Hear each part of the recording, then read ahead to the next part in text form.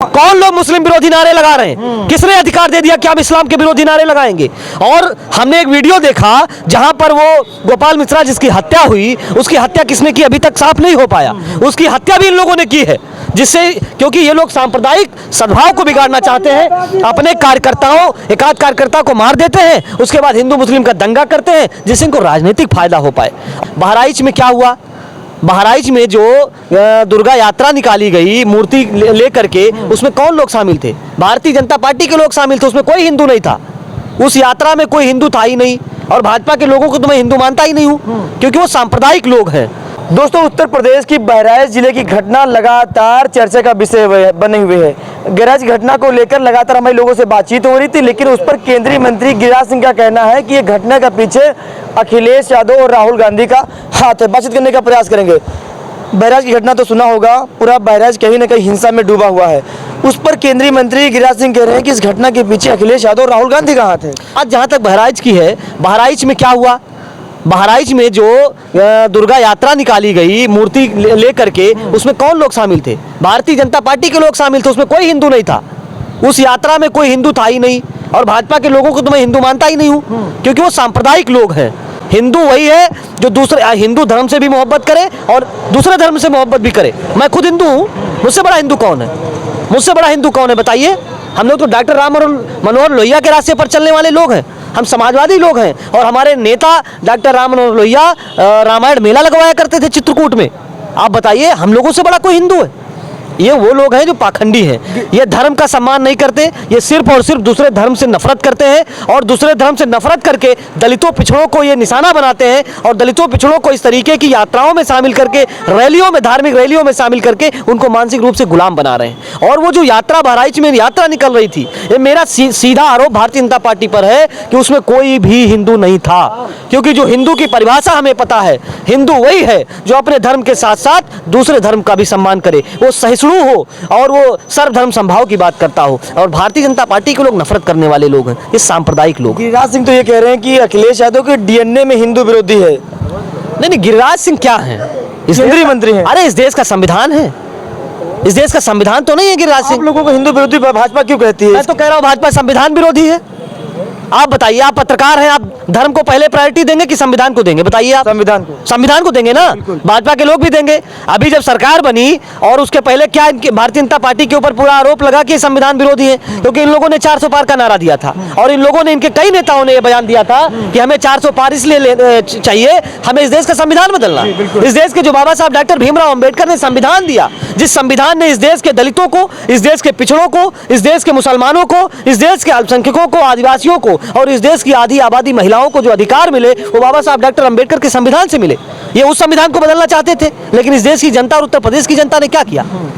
क्या किया? इनको बैसाखी पे लाके खड़ा कर दिया। और बैसाखी पर कौन लोग हैं? इनकी जो बैसाखी बने हुए हैं आज, वो चाहे नायडू हो और चाहे नीतीश हो, वो भी बाबा साहब डॉक्टर अंबेडकर के संविधान को मानने वाले लोग हैं। वो भी मंडल कमीशन से निकले हुए लोग हैं, वो भी जयप्रकाश नारायण के आंदोलन से निकले हुए लोग हैं, वो समाजवादी लोग हैं। जिस दिन समाजवादी लोगों की बैसाखी हट जाएगी, उस दिन केंद्र से भारतीय जनता पार्टी की सरकार हट जाएगी। गिरिराज सिंह मंत्री बन पाएंगे क्या?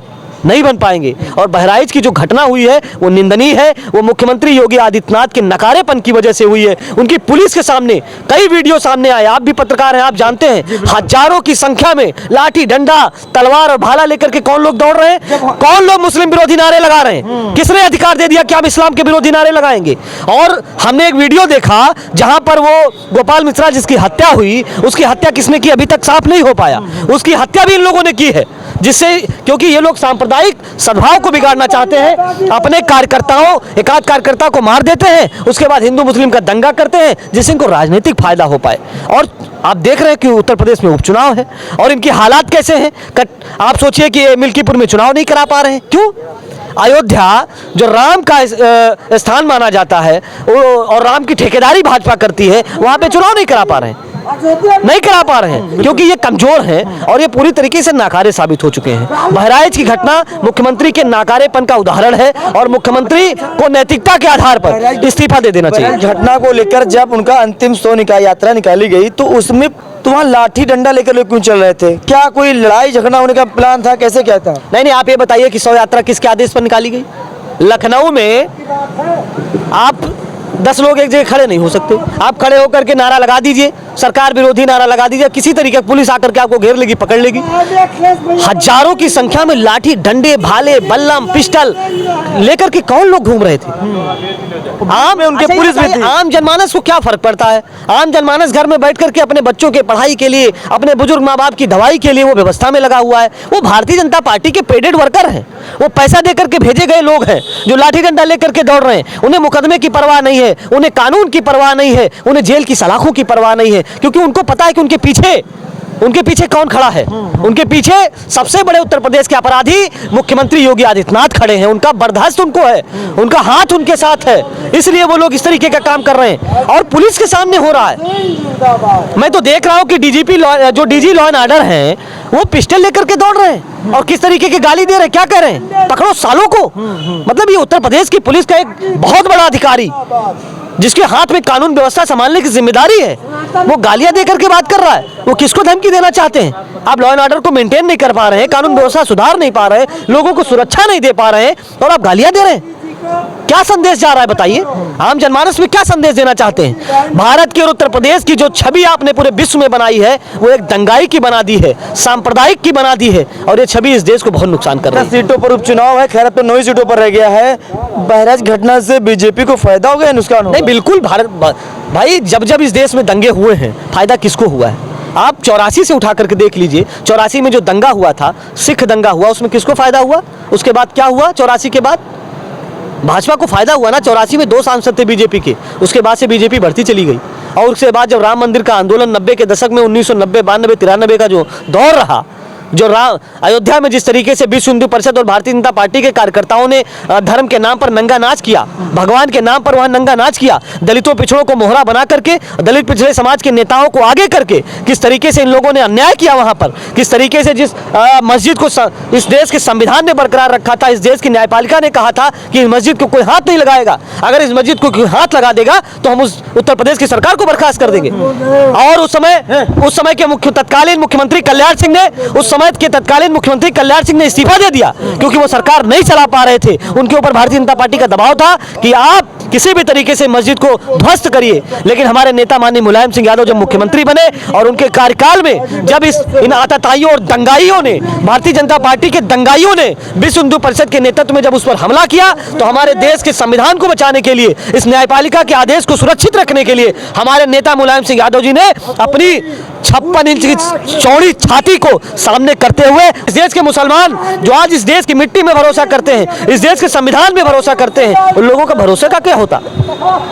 आप ये बताइए, जब 1947 में देश आजाद हुआ तो हिंदुओं के पास ये हक नहीं था कि वो पाकिस्तान चले जाएं, लेकिन मुसलमानों के पास अधिकार था और मुसलमान पाकिस्तान जा सकते थे। लेकिन जो मुसलमान पाकिस्तान नहीं गया और इस हिंदुस्तान की मिट्टी को उसने कबूल किया और उसने कहा कि हम पाकिस्तान में जाकर के हमें पाकिस्तान में जाकर के हमें खुशी नहीं चाहिए, जो खुशी हमारे हिंदुस्तान की मिट्टी में है। हम हिंदुस्तान की मिट्टी में रहना चाहते हैं और इस देश के तिरंगे में लिपट करके हम अपनी अंतिम सांस लेना चाहते हैं। और आज उस मुसलमानों को परेशान किया जा रहा है। इस भारतीय जनता पार्टी की सरकार में आज उस मुसलमानों को निशाना बनाया जा रहा है, उनको मारा जा रहा है। तमाम वीडियो आ रहे हैं, निर्दोष मुसलमानों के घर में भारतीय जनता पार्टी, आरएसएस, विश्व हिंदू परिषद के गुंडे, बजरंग दल के गुंडे लाठी डंडों से लेकर के, तलवार भाला लेकर के उनके घरों में घुस रहे हैं। वहां का न्याय है। और मुख्यमंत्री योगी आदित्यनाथ ने संविधान की कसम खाई है, अगर संविधान के किसी भी मूल्य को मानते हैं, संविधान के एक भी मूल्य को मानते हैं, तो बहराइच की हिंसा को रोकिए और अपने जो आपके संगठन के लोग वहां दंगाई हैं, दंगाई बन करके काम कर रहे हैं, उन पर लगाम लगाइए, उन पर कार्रवाई करिए, उन पर मुकदमा करिए और हमारे देश के निर्दोष मुसलमानों को बख्श दीजिए और उनको यह विश्वास दिलाइए कि बाबा साहब डॉक्टर भीमराव अंबेडकर के संविधान से देश चलेगा। ये किसी मनुस्मृति और आरएसएस के विधान से चलने वाला नहीं है। चलिए ठीक है। और बहराइच की घटना पर लगातार लोगों से हमारी बातचीत हो रही थी। बहराइच घटना पर लोगों ने क्या कुछ कहा आपने सुना। मिलते हैं नए वीडियो में, तब तक के लिए नमस्कार।